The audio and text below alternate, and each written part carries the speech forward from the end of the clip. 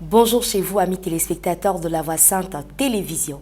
Dans le livre de 2 Corinthiens au chapitre 5, le verset 17, qui nous dit « Si quelqu'un est en Christ, il est une nouvelle créature, les choses anciennes sont passées et voici que toutes choses sont devenues nouvelles. » Alors nous accueillons une nouvelle créature de l'Éternel qui viendra sur ce plateau de transformation vous témoigner de tout son parcours, comment est-ce que Dieu l'a délivrée et aujourd'hui elle est une puissante servante de Dieu. C'est tout à l'heure, juste après ça.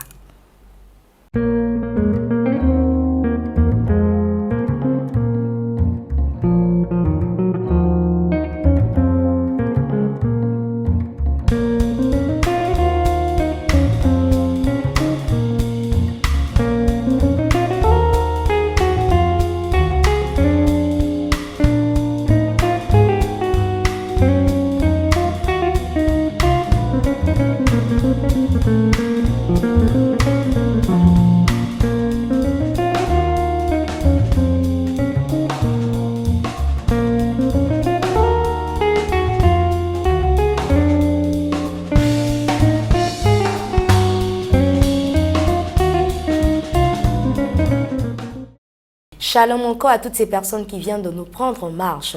Alors pour ce nouveau numéro de transformation ce matin, je reçois sur ce plateau l'évangéliste Stéphanie Tagro à qui nous disons shalom. Shalom à toi, comment vas-tu? Très bien par la grâce de Dieu et merci encore pour l'invitation quand on sait que cette émission a vraiment été persécutée. Il est important de le souligner. Voilà, peut-être aussi pour l'ampleur de votre témoignage.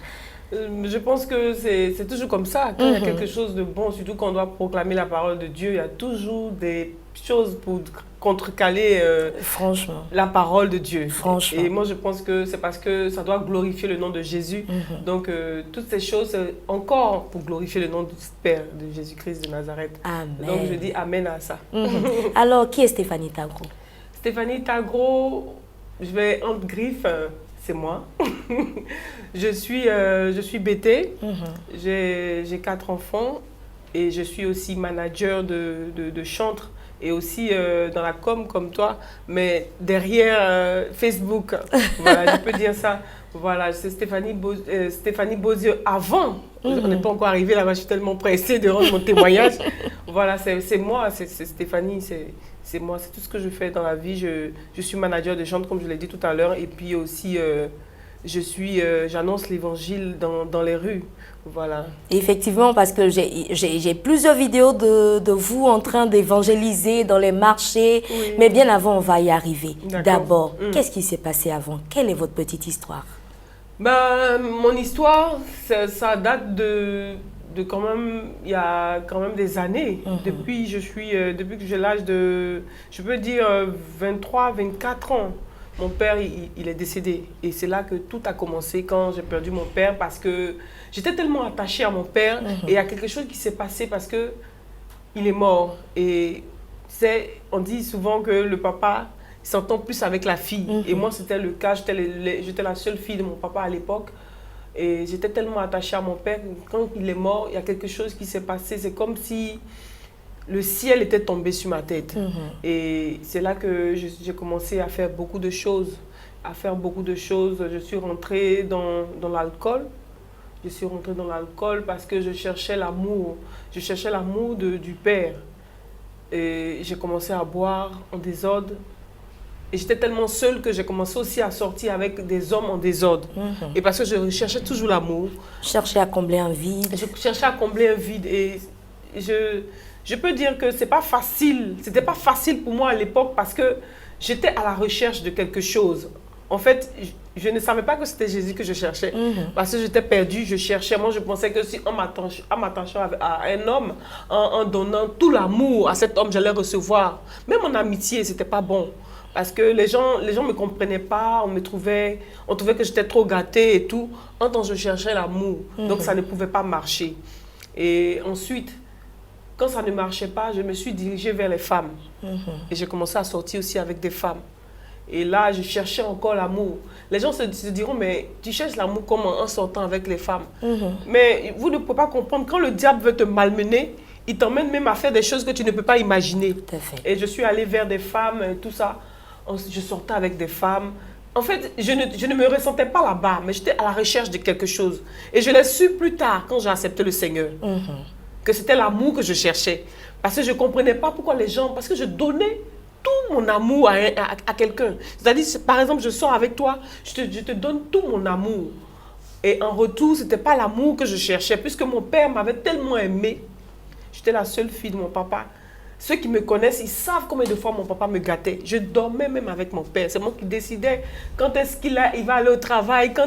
Aujourd'hui, tu ne vas pas au travail, tu ne vas pas au travail. J'étais trop collée à mon père. Donc, du coup, quand il est mort, comme je le dis, je répète, j'étais à la recherche de l'amour. Et je suis sortie avec des femmes. Je suis sortie avec des femmes, je ne vais pas citer des noms ici, des femmes très connues dans la nation. Je suis sortie avec des femmes. J'ai été lesbienne, bon, je peux dire bisexuelle pendant un bon moment. Et après, j'ai commencé à sortir avec des jeunes moins âgés que moi parce que j'étais toujours encore à la recherche de l'amour. Voilà. Et là, c'est à force de faire tellement de bêtises, à force de faire des bêtises comme par exemple à se droguer. Je voulais toujours combler le vide. Tu vois, tu bois aujourd'hui, demain quand tu te couches, tu te réveilles, les mêmes problèmes sont là. Tout ceci demeure. Hein. Voilà, donc j'ai commencé aussi à me droguer. Et ça a commencé après la guerre. J'ai commencé à me droguer et je suis rentrée vraiment à fond dans la drogue parce que je me sentais seule. Je me sentais seule. Donc j'ai commencé à me droguer. J'avais des amis drogués. Et là, il y a quelque chose qui s'est passé. Je suis tombée malade. D'accord. Je suis tombée malade. Et avant que cette chose-là, quand on arrive à là, ça a duré combien de temps cette vie dans les ténèbres? Ça a perduré. C'est juste des paroles que je dis comme ça, mais ce n'est pas des choses du tic au tac. C'est des choses qui ont duré dans des années parce que j'ai eu même des amies lesbiennes qui se sont converties après, qui sont venues vers moi pour me dire il faut accepter le Seigneur. Je n'étais pas prête. Je n'étais pas prête à accepter le Seigneur parce que je me disais le Seigneur est là et puis mon papa est décédé. C'était paradoxal. Hein? Votre Seigneur elle est là et puis mon papa est décédé. Mon papa n'était pas vieux. Il n'était pas vieux. En fait, il cachait une maladie. Il avait le cancer de l'estomac. Il a caché cette maladie parce qu'il savait que je ne pouvais pas supporter qu'il soit malade. Donc, il m'a caché ça. Et ça a été brusque pour moi d'entendre que mon père est mort. Vraiment, ce n'était pas facile pour moi. Et donc, j'ai commencé à boire en désordre, là, comme je disais tout à l'heure. J'ai commencé à boire, à sortir avec des femmes. Et il y a eu des femmes même qui m'ont évangélisé. Et quand j'avais les goumets, comme on le dit, quand j'avais des problèmes de sentiments, cœur, des chagrins, j'ai commencé à aller voir aussi les marabouts. Je suis allée même voir les marabouts. Et là, un jour, une femme, je suis allée la consulter et elle m'a dit, je ne veux plus te voir ici, il faut aller faire Issa. D'accord. De toute façon, j'ai rigolé ce jour-là. J'ai rigolé parce que j'étais avec ma copine Kadi. J'ai dit, la femme m'a dit quoi? Quand on allait voir Issa. Issa, c'est Jésus. Hein? Voilà, moi, je ne savais pas. Elle dit Issa. Comment Issa? Elle dit, tu vas faire Alléluia. C'est-à-dire qu'elle a prophétisé, cette femme-là. Elle a prophétisé sur ma vie. Tout à fait. Elle dit, tu vas faire Alléluia. Elle dit, moi, Alléluia. Oh. C'est inexplicable. Tandis que tu vas consulter les trucs, la femme me dit. Elle dit, je te dis que tu vas faire Alléluia. Il faut quitter ici. Donc, c'est comme ça que je suis partie. Et je partais, en fait, ça c'est un griffe pour vous dire que je suis même allée voir des marabouts parce que je pensais que, comment on appelle ça, en envoûtant quelqu'un, il allait me redonner aussi l'amour que je cherchais. Et c'était toujours pareil, j'allais de déception en déception, j'ai commencé à travailler dans les bars. Et là même, ça s'est aggravé parce que tout vice qui me passait par la tête, je le faisais parce que... D'où le nom Stéphanie Beauzieux. Hein. Voilà, j'ai commencé à travailler dans les bars, j'ai commencé à gérer des bars et aussi à organiser des spectacles dans les bars. Et là, c'est là que je suis tombée malade. Et quand je suis tombée malade, il y a quelque chose qui s'est passé. Je ne vais pas dire le nom de la personne, je ne sais pas si je dois le dire. Il y a un ami qui est rappeur qui m'a dit il faut aller essayer aussi de chercher Jésus. Il m'a dit retourne à ton premier amour. J'ai dit quel amour? Quel genre d'amour? Moi je n'ai pas compris. Il dit retourne à ton premier amour. J'ai dit mon premier amour c'est quoi? Il dit ton premier amour c'est Jésus. Retourne à lui. J'ai dit mais moi je ne connais pas Jésus. Je ne suis pas chrétienne. Il dit mais j'ai dit tu es malade non? Il faut retourner à Jésus.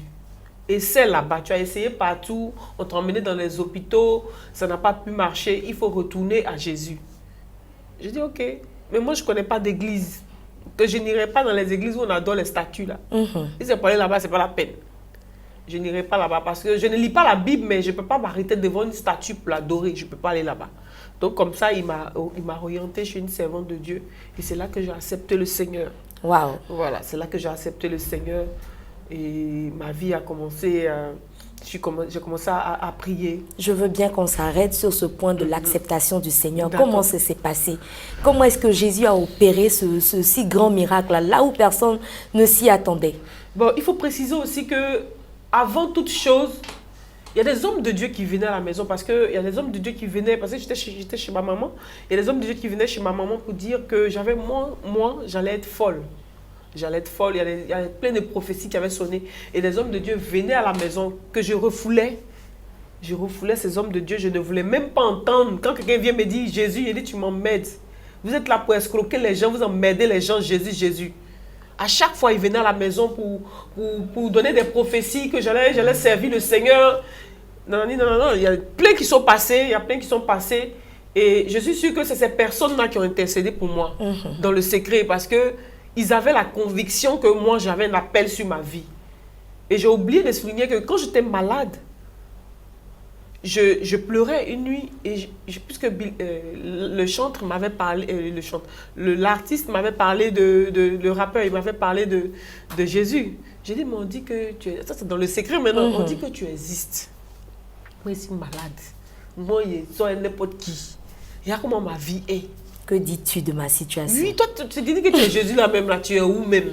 Et puis depuis, je suis là, c'est moi, on me prend ici, on couche avec moi ici, je suis devenue poubelle des gens. Et quand je le disais, peut-être qu'aujourd'hui, tu ne peux pas ressentir, mais j'avais mal quand je parlais. Je parlais, c'est-à-dire que je priais avec mon âme. Avec c'est une une prière. sincérité. Parce que moi, je ne savais pas que c'était une prière, mais c'était une prière parce que je disais, toi on dit tu existes, et puis moi je souffre. Quand je passe ici, je ne pas respirer Jésus. Je passe derrière là-bas Jésus. Et moi, tout le monde couche avec moi. On dit, je suis belle. Tu qu'on m'appelle Stéphanie Beauzieux. Personne ne peut m'épouser. Et c'est comme ça. Je dis, si tu existes vraiment. Il n'est pas dit de le servir. Il dit, si tu existes vraiment, il faut me soigner. Moi, je me sortir de là. Et c'est comme ça que j'ai entendu la voix, audiblement, qui me dit, sois fortifié, je suis avec toi. Amen. Moi, je pensais qu'il était drogué, il était en train de délirer. C'est le Seigneur qui est en train de me parler. Tout à fait. Donc, j'ai tapé ma cousine, Fatim. Je lui ai demandé, tu as entendu la voix là? Elle a dit, quelle voix? Toi, tu aimes trop délirer. Oh, on a fini de fumer, on a dormi. Parce qu'on fumait le joint ensemble. Elle a dit, oh, toi, tu aimes trop délirer, tu aimes trop me fatiguer, que tu as entendu, pour me frayer. On a dormi, il n'y a personne qui a parlé ici. J'ai entendu la voix. J'ai entendu la voix. Mais quand j'ai entendu la voix, il y a quelque chose qui s'est passé. C'est-à-dire que je n'étais plus pareille. Je n'étais plus pareille, j'avais plus envie de fumer.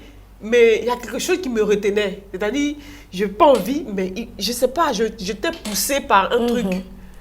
Et c'est là quand je suis tombée vraiment, vraiment malade. J'avais perdu, je pesais 43 kilos. J'étais devenue maigre. Maigre, c'était la tête seulement. C'est là que je suis allée. Bon, c'était en griffe, mais je suis rentrée encore dans les trucs. C'est là que j'ai accepté le Seigneur. Mais quand j'ai accepté le Seigneur, vraiment, moi, il n'y a pas eu de complications parce que j'ai vraiment, réellement accepté.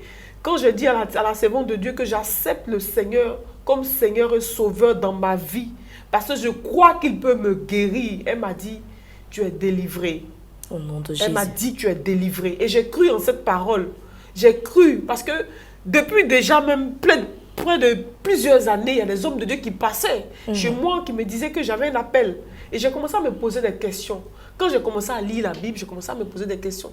Parce que je voyais, c'est le cas de Job même qui m'a fatiguée. C'est vrai que ce n'est pas similaire, mais quand tu lis le cas de Job, tu vois qu'il a souffert. Il a vraiment été éprouvé. Il a été éprouvé. Et moi, je me dis que peut-être que moi, si j'étais entrée à l'église sans avoir été passée dans la rue, sans avoir été passée dans les bars, dans la pourriture, peut-être que j'allais être éprouvée comme Job l'a été. Le Seigneur m'a emmené là-bas parce que je devais repartir là-bas pour gagner les âmes. Amen. Comme le révérend Maï le dit, on est sauvé pour sauver d'autres personnes. Amen. Donc moi je dis, que si je suis passée là-bas, que j'ai eu des tatouages, je me suis droguée, j'ai été poclée, comme je le dis, excusez-moi du thème, mais il faut que j'emploie ça pour que les gens comprennent. J'ai été poclée, j'ai été lesbienne, c'est parce que je dois toucher des lesbiennes comme moi, je dois toucher des drogués comme moi, je dois toucher des prostituées comme moi. Et je glorifie le nom de Dieu parce qu'il a permis que je comprenne certaines choses. Il a permis que je rentre dans son intimité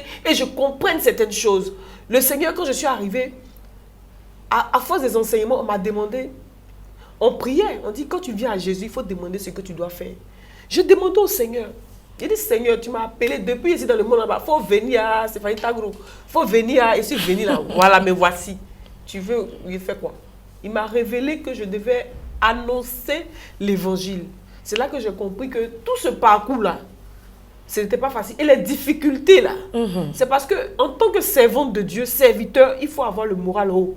Tout à fait. Parce que ce n'est pas facile, mais c'est mieux. Ce n'est pas facile, mais c'est mieux. Et aujourd'hui, moi, j'ai bien envie de savoir, de poser cette question. Est-ce que vous avez retrouvé l'amour que vous cherchiez dans le monde autrefois? Ah, si. J'ai retrouvé cet amour-là. Comment je l'ai retrouvé? Parce que j'avais perdu. Moi, pour moi, tout était fini pour moi. J'étais, tu m'avais vu même. Attends, il a envoyé la photo, tu vas voir. J'étais devenue bizarre. C'est vrai que la maladie a un peu agi sur ma vie. Il y a eu quand même un changement. Mais le Seigneur m'a renouvelé. J'ai reçu l'amour comment? J'ai reçu l'amour parce que je n'étais pas obligée d'être en bonne santé. C'est-à-dire que je ne pouvais pas être en bonne santé. Mais c'est son amour. Quel amour? Qui peut m'aimer? Où tout le monde m'avait rejeté. Parce que j'étais malade. Ils vont faire quoi moi? Les garçons qui m'appelaient Stéphanie Bowser, ils ont fui. Ils ont tous disparu. Ils ont tous disparu. Même mes amis m'ont abandonné. J'étais seule avec le Seigneur. Et j'ai retrouvé cet amour-là. Cet amour-là. Et il me le porte chaque jour. Non seulement avec mes enfants, avec ma maman, avec ma famille. Il me le prouve chaque jour. Donc j'ai retrouvé l'amour. Parce qu'avant, je ne retrouvais pas l'amour que je recherchais. Les gens, ils n'étaient pas disposés pour moi. Les gens, ils n'étaient pas prêts pour moi. Quand je prie, c'est vrai que souvent, quand le Seigneur voit que ce n'est pas bon pour moi, il tarde. Mais quand c'est bon pour moi, il me le donne. Il m'a dit un jour encore que ma grâce te suffit. Ma grâce, là, c'est trop, ça te suffit. Et je remarque que, vraiment, je ne sais pas comment t'exprimer cet amour. Là, le seul amour que je peux exprimer à Dieu, là, c'est ce que je fais actuellement. La liberté. La liberté. Venez même parler de lui, là. C'est-à-dire lui rendre cet amour parce que je ne peux pas lui donner de l'argent. Tout ce que je peux faire à Jésus, c'est... Les gens pensent que je suis en train de m'humilier. Les gens disent, toi, tu n'as pas monté, tu parles de ton témoignage, tu t'es sali. Il dit, mais je préfère me salir devant Dieu. Je préfère me salir parce que vous, les hommes, là, quand je me suis sali devant vous, qu'est-ce que vous m'avez donné? C'est le rejet. Quand j'étais malade, personne n'était prêt pour moi. Mais ce Dieu-là, si je peux m'humilier, même me rendre dans la boue, c'est-à-dire que me dit qu'il était poclé, il était comme si, pour lui, je vais le faire. S'il y a une radio, une télévision qui m'appelle pour me rendre témoignage, peu importe le média. Peu importe, je vais venir pour rendre témoignage parce qu'il faut que je glorifie le nom du Seigneur. Et je lui ai dit que si j'accepte le Seigneur, je vais parler de toi partout. Et c'est ce que je suis en train de faire. Amen. Oui. Et là, on vous voit dans les marchés, on vous voit aujourd'hui un peu partout. Derrière tous ces artistes, ça fait beaucoup de bien. Oui, et vous n'êtes pas rémunéré pour cela ou bien peu importe. Bon, dans un premier temps, je le fais pour l'amour de la chose. Moi-même, j'aime ça parce que dans le monde même, j'étais aussi dans l'événementiel. J'étais aussi manager. Je n'étais pas manager principal, mais j'étais manager en collaboration. J'ai travaillé avec Molière, j'ai travaillé avec, comment on appelle ça, le groupe... en tout cas, plusieurs personnalités. Voilà, les gars de l'autre côté. Je vous salue d'ailleurs. Je vous aime parce que Jésus vous aime. Donc, je travaillais avec plusieurs personnes. J'étais dans le showbiz. Mais ici, je suis venue, j'aime ça. Et surtout quand tu proclames, quand je sens que tu as l'onction, que tu proclames, je ne peux pas me taire. Même si tu ne me donnes pas l'argent, ça me fait plaisir de pouvoir parler, de pouvoir, comment on appelle ça, faire la pub. Parce qu'en toi, je vois Jésus. Donc je me dis qu'en parlant de toi, ce n'est pas de toi que je parle. C'est de ce que tu es en train de dire dans la chanson. Dans la chanson. Et moi, j'ai beaucoup aimé travailler avec le chant de Richard Crémé. Parce que je dis toujours, on vient de la même eau. On vient de la même eau. Et très bientôt, il viendra ici aussi rendre son témoignage. Parce qu'il a un témoignage très édifiant. on vient de la même eau. Et quand on vient de la même eau, on se comprend. On se comprend. Franchement, je ne peux pas mentir que quand je suis arrivée dans le corps du Christ, j'ai eu beaucoup d'attaques par rapport à moi-même, mon témoignage. Et c'est dommage, je ne vais pas parler de ça parce que ce n'est pas important. Mais quand quelqu'un vient à Christ comme ça, quand il est quitté dans la drogue, qu'on l'a rejeté, quand il revient, c'est pour avoir de l'amour. Ce n'est pas pour le calomnier. Par exemple, mon tatouage, il y a un homme de Dieu qui m'a regardé un jour comme ça, qui me dit, ton tatouage, il faut que tu l'enlèves. J'ai dit non, il ne peut pas enlever ça là. Jésus m'a vu comme ça, puis il dit qu'il faut venir, tu vas annoncer. Il y a des gens qui sont comme ça, puis ils sont dans le monde là-bas, ils ont besoin de moi. Tout à fait. Moi, je suis de la PJ. Comment il dit, je suis de la PJ. Je fais partie de la PJ. Comment? La PJ du Seigneur. La PJ comment? Quand on regarde mes tatouages, on regarde mes piercings, bon, il y a des trous, hein, il y a des trous, bon, il y a des trucs qui sont cachés. Il y en a ici, il y en a quelque part là-bas. Quand je dis la PJ, les gens de la stupe là, ils se déguisent pour aller attraper les gars. Donc moi, je suis de la PJ du Seigneur. Souvent, il y a les coiffures bizarres, il fait là. Ce n'est pas pour faire plaisir à quelqu'un. C'est parce que le Seigneur m'a inspiré comme ça. Je suis comme Paul. Hein? Paul est retourné vers eux pour parler. Jésus même, il était assis, elle est prostituée. Donc moi, mon rôle, c'est quoi? C'est de retourner là-bas et puis de gagner des âmes. Parce qu'il y a beaucoup de camarades qui me tiennent à cœur, qui sont encore dans le monde. Donc, quand le gars, il me parle, quand les gens me parlent de mon tatouage, ça me fait rire. Souvent, il porte des jeans déchirés. Je suis déguisé. Je suis déguisé. On m'appelle le général PJ de la JLVD. Surtout que le Seigneur regarde au cœur. Alors, Stéphanie Tagro, on se demande bien, est-ce que vous avez souvent des tentations, envie de retourner de l'autre côté? Jamais. Je n'ai jamais eu cette envie. C'est vrai que souvent, il y a des moments où on a des faiblesses. Mais retourner, il n'y a pas qu'à de ça même. Il m'a enlevé trop loin. Il m'a enlevé loin de... Il n'est pas que... Souvent, on se fâche, on fait des trucs. Mais franchement, je ne peux pas. Je ne peux pas rester un jour sans parler de Jésus. Ça me gratte. Donc, vraiment, je ne pense pas. Alors, Stéphanie Tagro, le dernier message que vous pouvez apporter à ces personnes qui vous regardent, vous allez regarder la caméra et leur donner un message. Vraiment, mon message, ça ne sera pas long. Hein. C'est juste pour dire à quelqu'un qui me regarde, bien-aimé, c'est vrai que tu aimes l'argent, tu aimes les désirs, les plaisirs de ce monde. Mais les plaisirs de ce monde ne t'emmèneront pas au paradis. Je dirais, ça ne te donnera pas le salut. Il faut accepter Jésus parce que le Jésus est la solution à ton problème, à ce que tu vis. Peut-être que tu veux plus que ce que le Seigneur veut te donner, mais il n'est pas encore temps. Quand Jésus te donne, c'est parce que c'est maintenant que tu dois avoir cette chose. Je ne sais pas pourquoi je parle comme ça. Je n'ai pas l'habitude de parler comme ça. Je dirais à quelqu'un que je suis sauvé pour sauver d'autres personnes.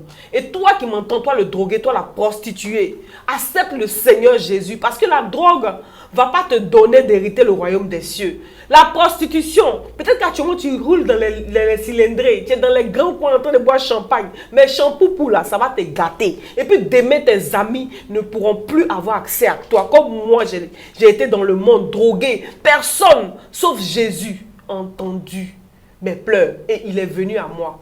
N'attends pas d'être malade, viens à Jésus et tu auras la vie sauve. Que Dieu te bénisse. Que Dieu te bénisse. Selon Jean 15, verset 16, j'ai été sauvé pour apporter l'évangile, afin que l'évangile demeure dans les cœurs.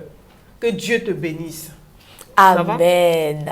Merci à notre évangéliste Stéphanie Tagro. Le message, il est clair. Si tu n'as pas encore fait la paix avec Dieu, le moment t'est tendu aujourd'hui. La main de l'Éternel est devant la tienne, de sorte à ce que tu poses ta main dans celle de Jésus et que tu lui dises, Seigneur, je suis prêt à te suivre. Elle l'a fait et elle est sans regret. Aujourd'hui, vous pouvez voir toute cette beauté qui réjouit aujourd'hui le cœur de tout un chacun. Des ténèbres, l'Éternel apporté à la lumière. Eh bien, nous prions aussi que l'Éternel t'emmène des ténèbres à la lumière. Je vous donne maintenant les contacts de notre sœur. Vous pouvez l'appeler. Vous aurez peut-être des questions à lui poser concernant sa vie. Comment est-ce qu'elle a pu surmonter toutes ces tentations? Eh bien, elle est joignable au 00225 et vous tapez maintenant le 08 51 23 57. Pour toute personne désireuse de participer également à l'émission Transformation, cela est possible. Peu importe de là où vous êtes. Nous sommes joignables au 00 toujours 225 et vous tapez là maintenant le 01 91 41 94. Dieu est à la porte, Jésus est là, il nous attend. Tendons-lui la main, que Dieu nous bénisse. À un numéro prochain. Shalom.